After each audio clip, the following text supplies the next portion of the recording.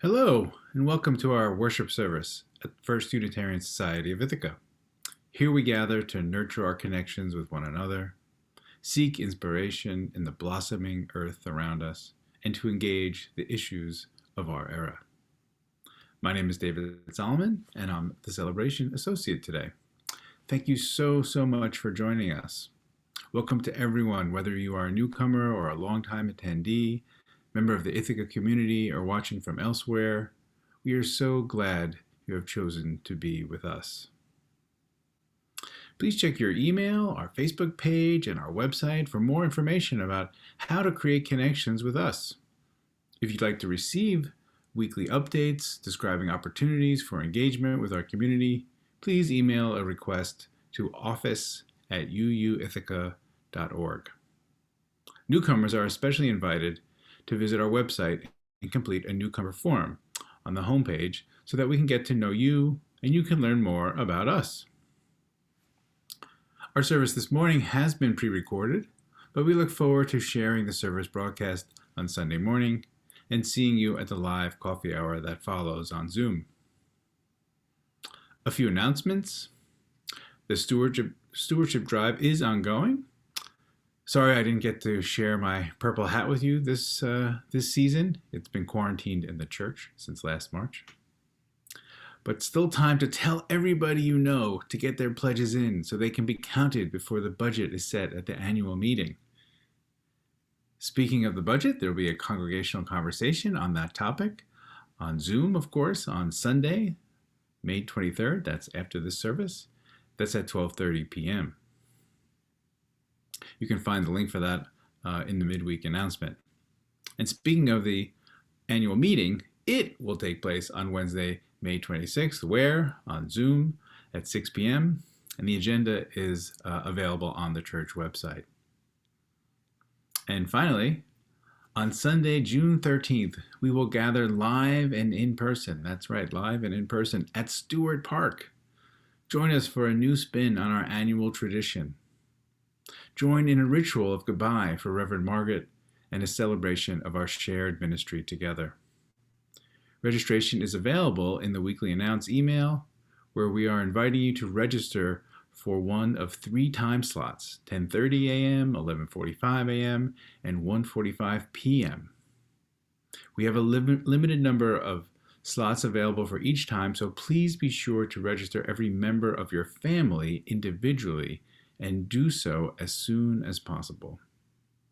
All 3 gatherings will include signing in, temperature checks, masks, and social distancing to keep us all safe. Hopefully it will also include some sunshine, some smiles, and maybe a tear or two. Hope to see you there. Our opening words this morning come from my colleague, Leslie Takahashi. They're adapted from Rumi. Come, come, whoever you are. Come with your hurts, your imperfections, your places that feel raw and exposed. Come, come, whoever you are. Come with your strength that the world shudders to hold. Come with your wild imaginings of a better world. Come with your hopes that it seems no one wants to hear. Wanderer, worshiper, lover of leaving, we will make a place for you. We will build a home together. Ours is no caravan of despair. We walk together.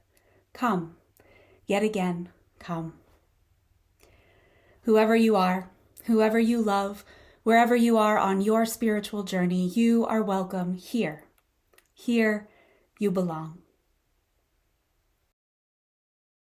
I light this chalice for the warmth of love, the light of truth, and the energy of action.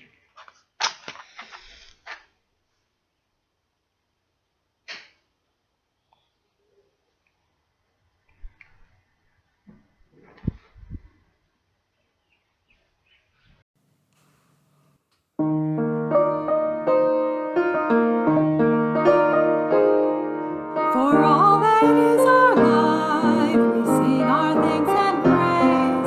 For all life is a gift which we are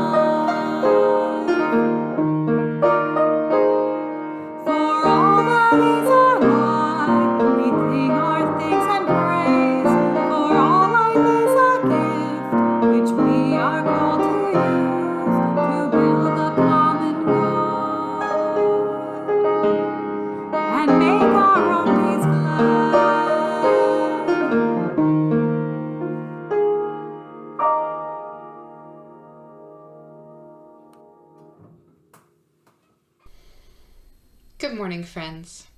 This morning, I would like to invite you to think of the great story of the evolution of life on our planet. Darwin's story of evolution, of the origin of all of the species of animals and plants on our planet, is a part of our Unitarian Universalist living tradition. We look to science and reason to help us understand our story as living beings. We've even put this into our UU principles and sources. The fifth source says we honor humanist teachings which counsel us to heed the guidance of reason and the results of science. Let's open up our small dated packets marked 5/23 or May 23rd now. What did you find inside? I found this rock, a small part of the world around us. As we enjoy the spring, our thoughts turn to the natural world. Making a collection of natural things is a way to understand the variety of things on our planet. Just like there are all kinds of rocks, there are also all kinds of animals and all kinds of plants. Each has a story of how it came into being, like how a geode was formed and the story of geology, the story of how sea glass came to be on a beach, the story of waves and the tides, the story of how a robin knows how to make a nest, the story of survival and care of future generations. I want to share a story with you now called Our Family Tree by Lisa Westberg Peters, illustrated by Lauren Stringer, used with permission by Houghton Mifflin Harcourt Publishers. Our Family Tree, an evolution story. All of us are part of an old, old family. The roots of our family tree reach way back to the beginning of life on Earth. We've changed a lot since then. When we began, we didn't look like people. We didn't have 2 eyes to blink or 10 toes to wiggle. We were just tiny round cells in the deep, dark sea. On the outside, we were so small we were almost invisible. But on the inside, we had the same kind of spiraling genetic code for life we have today. And that's the way our family stayed, generation after generation, year after year, for millions of years, tiny and round, floating in the sea.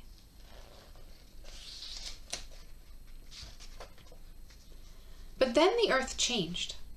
Land rose from the oceans. The air filled with oxygen. Life changed too. Slowly, slowly, one step at a time. Some cells joined together and became plants. Our cells joined together and we became animals. On the outside, we were squishy and soft like worms. On the inside, our cells had many shapes, square like boxes, pointy like stars, round like ripe seeds, the same way they do now. As the seas rose and fell, our family changed again. On the outside, we had scales to protect us and fins, 2 on each side, to swim against strong currents. On the inside, we had spiny backbones that helped us move as freely as we do today. When families of green plants and insects began living on the land, we followed them.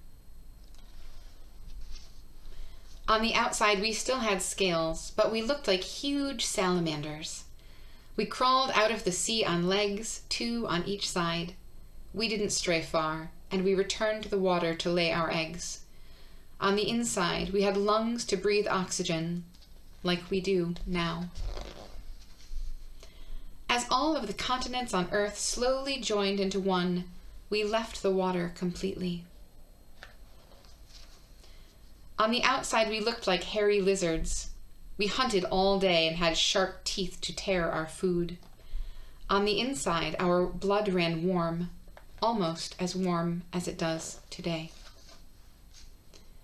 In one of the Earth's dark times, nearly all life went extinct, but many families survived. Ours was among them. On the outside, we were small and furry. We hid or slept during the day, and we scurried about at night. On the inside, we made milk for our babies, the way we do now. After an asteroid shattered the calm and a layer of fine dust settled on everything, we changed again. On the outside, we looked more and more like we do now, but we still walked on all fours. We climbed tree trunks with our thumbs and thumbnails, toes and toenails. On the inside, the bones of our hands looked almost the same as they do today. After the earth cooled and the forests shrank, we left the trees to live in the open grasslands. On the outside, we walked upright on 2 legs, with our 2 arms free for using tools. On the inside, we had large brains, but not as big as they are now. Today is a long, long time from when our family started. Slowly, slowly, one step at a time, we've changed. On the outside, we are all people, from the size of our heads to the shape of our toes. On the inside, we are all people, with big brains that wonder who we are, where we came from, and where we're going next. We began as tiny round cells, and we've changed a lot since then. But we carry with us reminders about each step of our past. That's how it is with families, and ours goes back a long, long way.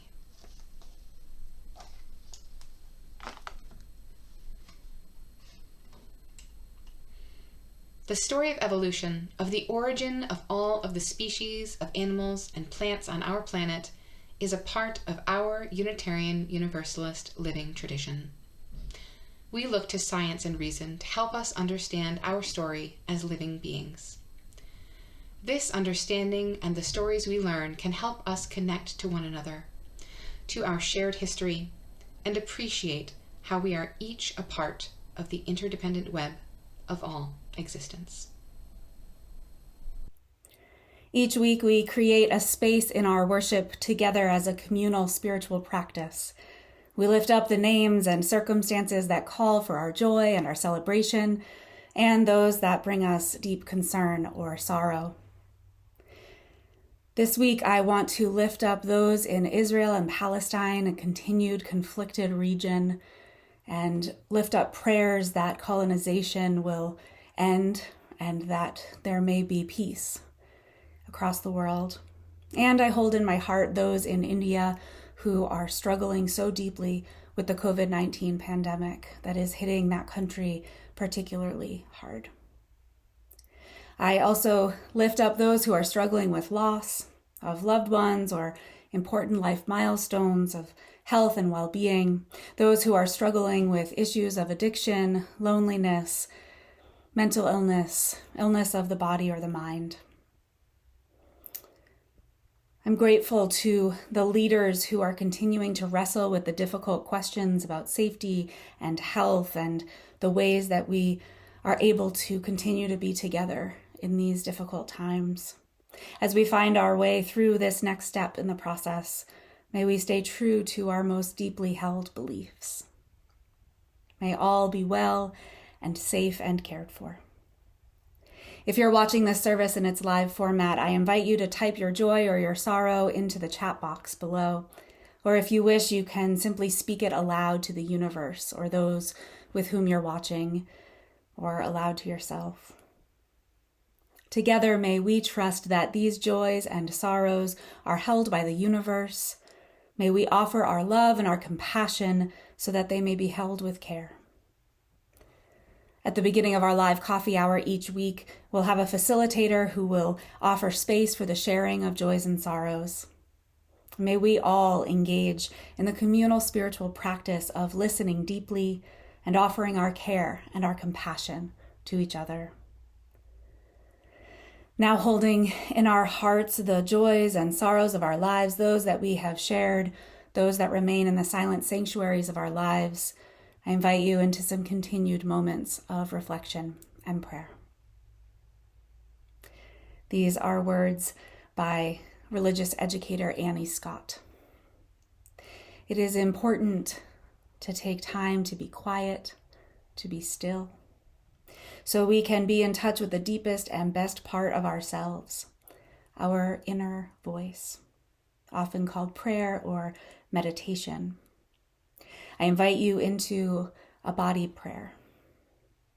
I'll show you the motions, and then I'll invite you to move it through it with me once, and then we'll all pray with our bodies in silence. We begin with our hands in front of us in the prayer pose to find our inner quiet. We raise our arms up high to open ourselves to the Spirit of life, God of love. We bring our hands to our hearts to affirm the strength of our inner voice. We extend our hands out in front of us to offer our kindness and respect to others. We lift our hands out in front of us to offer to others and the world all we have to give. We lift our hands high above our heads, reaching out to the world, being open to all it might offer us. We bring our hands down and bringing them, gathering in the gifts and bringing them to our own heart, returning to our stillness. We bring our hands together in prayer pose.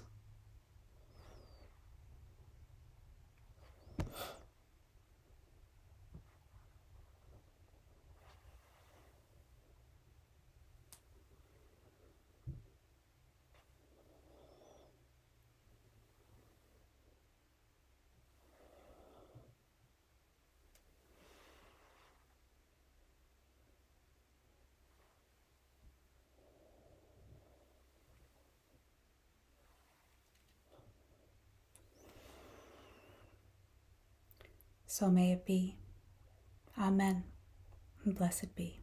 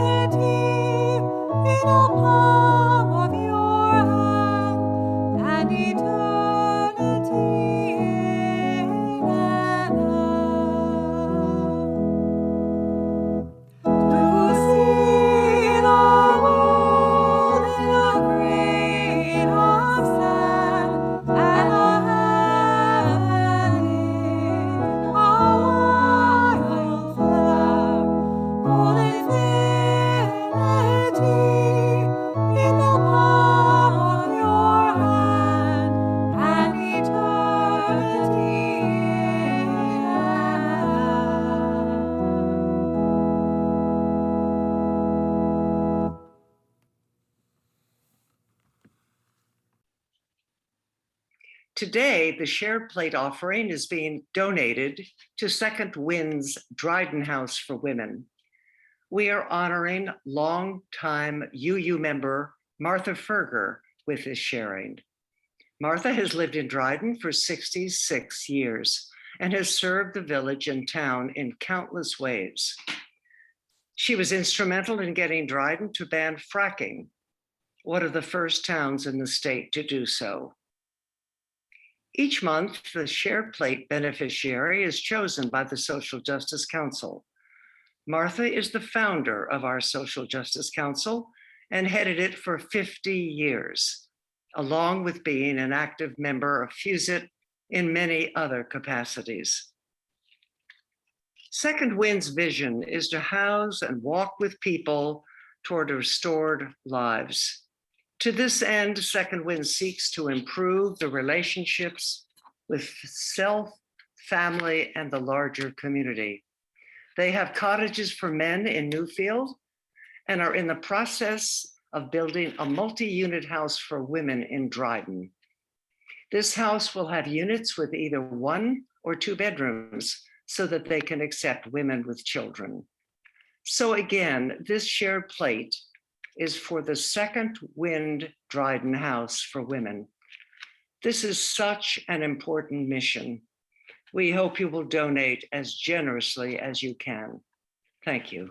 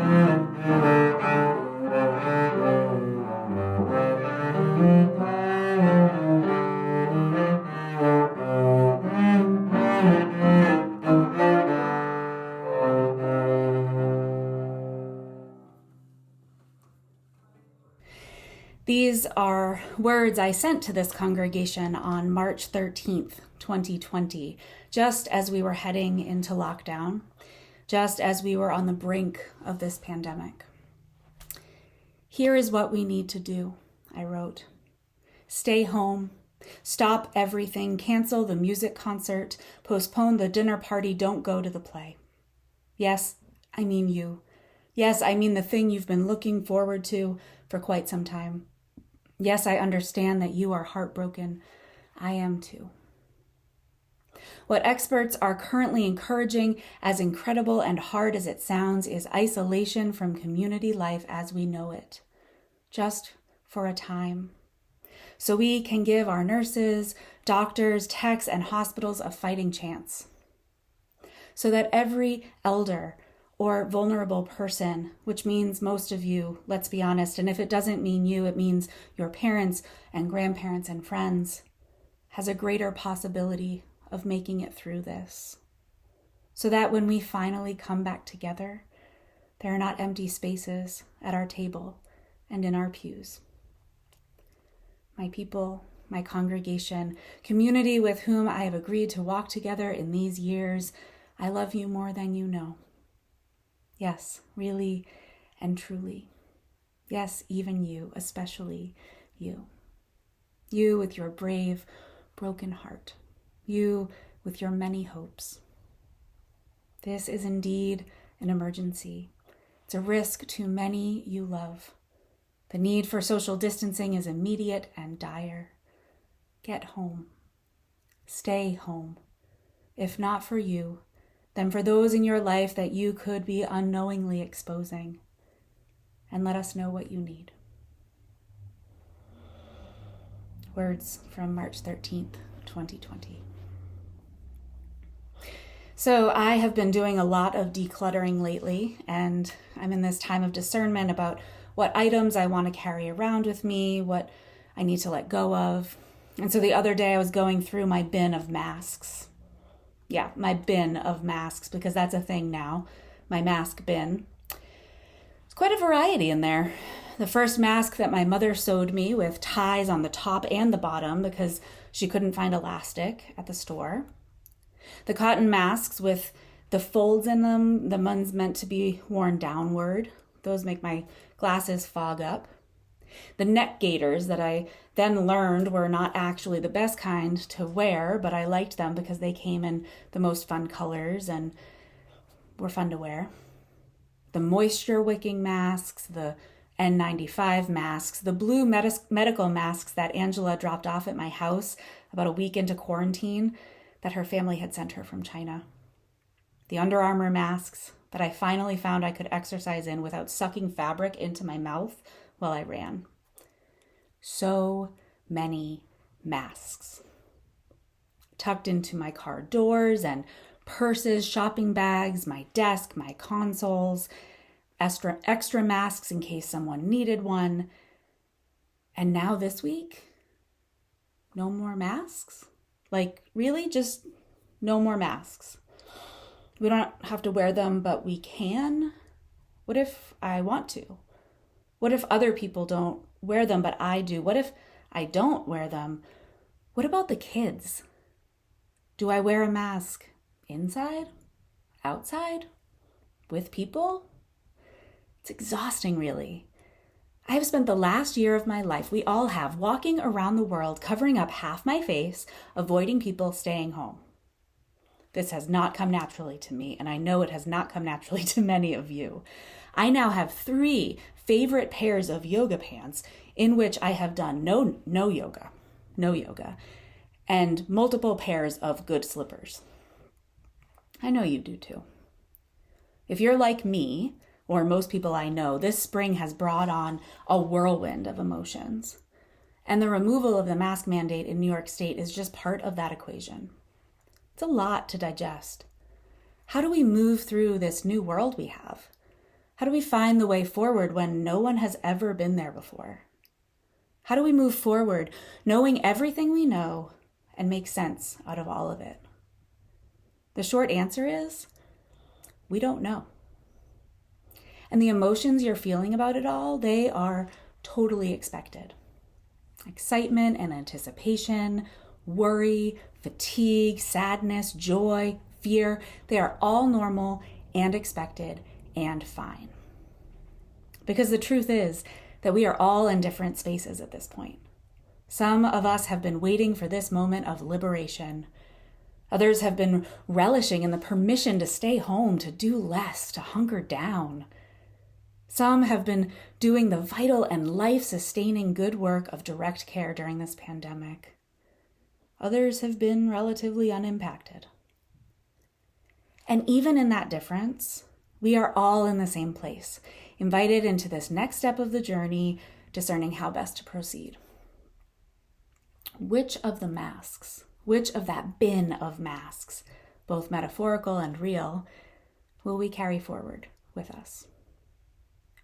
How will we tune in to our emotions and our bodies in ways we hadn't considered last March? How do we need to adjust how we are together in community now that we're so keenly aware of the ways we are interconnected and interdependent? So many questions. Different questions than a year ago, or 6 months ago, or even 2 weeks ago. And not a whole lot of answers. Rainier Rilke once wrote, "Do not now seek the answers, which cannot be given you because you would not be able to live them." And the point is to live everything. Live the questions now. Perhaps you will then, gradually without noticing it, live along some distant day into the answer. Now, these words are about uncertainty and doubt in a more general sense, an existential sense, but I think it applies now. If we have learned anything during this pandemic, it is that life is full of questions. If we've learned anything as Unitarian Universalists, it's that many of us will have different answers. Some of us will have no answers, only more questions. And in the end, it's not really about always having the answers. This is what Rilke meant by living the questions. Only by living in the past year have we found ourselves at this moment, this very moment, where we are. We know the things we know. We know them now because we lived those moments with uncertainty. Uncertainty about our bodies, about viruses and communities, touch, breath, hugs.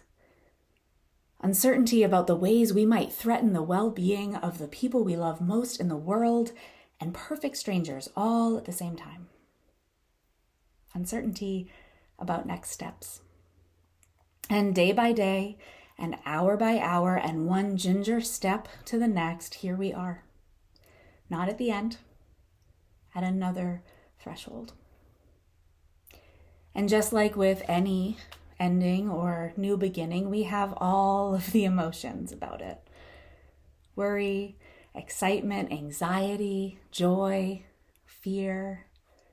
It's all mixed together in a jumbled knot in our stomachs as we try to figure out, what do we do next? What is the next right step? My hope for all of us in this threshold moment is that we pause and breathe and remember. And I mean the root of the word remember, which is to put the pieces together. Which pieces of this past year do we want to carry forward? Which pieces are worth leaving behind? What did we learn that we don't want to forget? What do we need to bring with us? One of the most vital things we have learned this year is in relation to our bodies. Perhaps more than ever, many of us were aware of our embodied selves and how we interact with others. How close are you to that person? Will your breath impact them? Are your hands clean? For many of us, this was a new way of experiencing our relationships with others, and for some it felt natural, for others a big challenge. And now we find ourselves in another embodied realization: the choice to mask or not to mask. I want to invite us into this as a choice, as a lesson in consent. As we move out of being separate from one another for so long, it might be helpful to think about how our bodies interact with others' bodies. In Our Whole Lives, OWL, our comprehensive sexuality education curriculum, we talk a lot about consent. We talk a lot about awareness of our own bodies, of other bodies, how to have conversations about what feels good and uncomfortable, and so on. And consent is such a huge part of that. And consent is really rooted in covenant. How are we going to be with each other? Consent is a lot about asking questions and listening deeply for the answers. Sometimes listening to what's behind the words. Consent and covenant had been at the root of the work of our Way Forward team here at First Unitarian. This is the group tasked with discerning the path forward for this covenanted community, for this congregation, during the pandemic and into the future. What does it mean to be a people of covenant when it comes to masking? What does it mean to be a people of covenant when it comes to consent? What does it mean to be a people of covenant when it comes to the ways we help create radically inclusive community? Who are we inviting in? Who are we leaving out? What are the emotions wrapped up in it all? Again, lots of questions, not a whole lot of answers. I know, it can be tough, because that's part of what we're trying to do here in this religious community, to learn how to live a human life alongside other humans who are also learning how to live a human life and might have very different feelings about how to do that well. This is why it's sometimes easier to just hole up, stay home, disengage. I get it. I really do. So what do we do with all of this? What do we do with this new choice to take our masks off, to sing, to hug, to gather again? So many questions. I hope that in this threshold moment, as we are looking at these questions, really reflecting deeply, that we move forward carefully and graciously with each other. Let's make sure to make space for the emotions. Let's make sure to make space for the tears to flow. Let's make sure to make space for those who are feeling uncertain, who need a bit more time or space. Let's make sure to save space for the new ways of being together, for the uncertainty, for the new possibility. Let's remember that consent is important and good and part of how we are in community with each other. That what is comfortable to me may not be comfortable to you. That what brings me joy may bring you worry, and maybe we can find a middle way. That the point of this whole human life is not to have all the answers or know the whole path, but to live the questions and learn along the way. And in this learning, let us leave space for each other as we find our way on this new path. We are not the same people we were a year ago. We're something new and different and beautiful in its own way. Let's get to know ourselves. It's all part of this big story.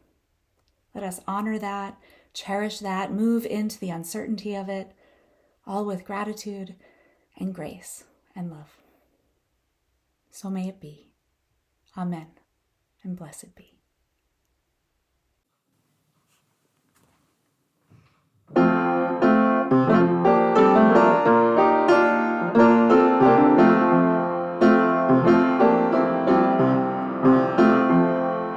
Sometimes in our lives, we all have pain, we all have sorrow.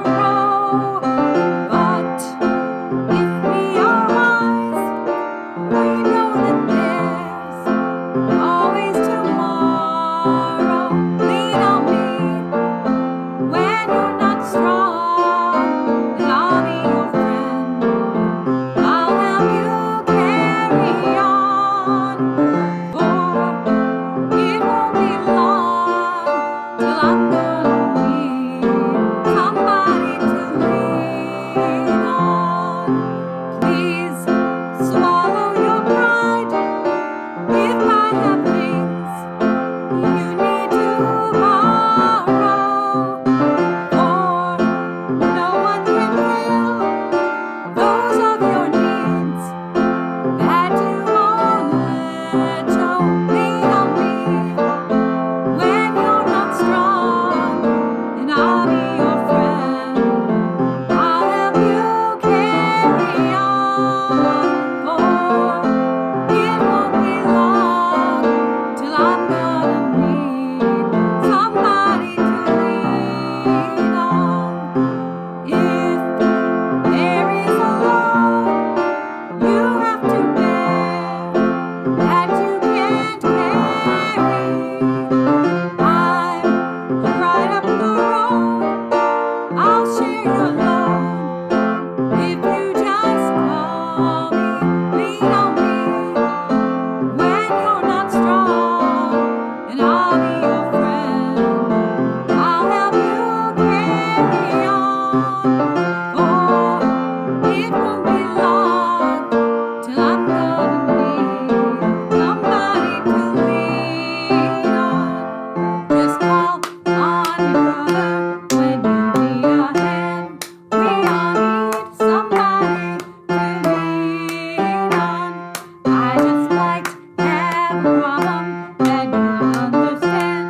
We all need somebody to lean on. As we extinguish our chalices, we do not let go of the hope and courage that they represent.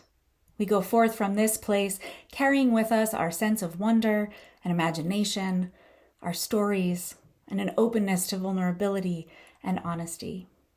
We carry our promise to work for justice, our compassion for all, our love and our courage out into this beautiful and broken world. Our service has ended. Let our true service now begin. Go in peace.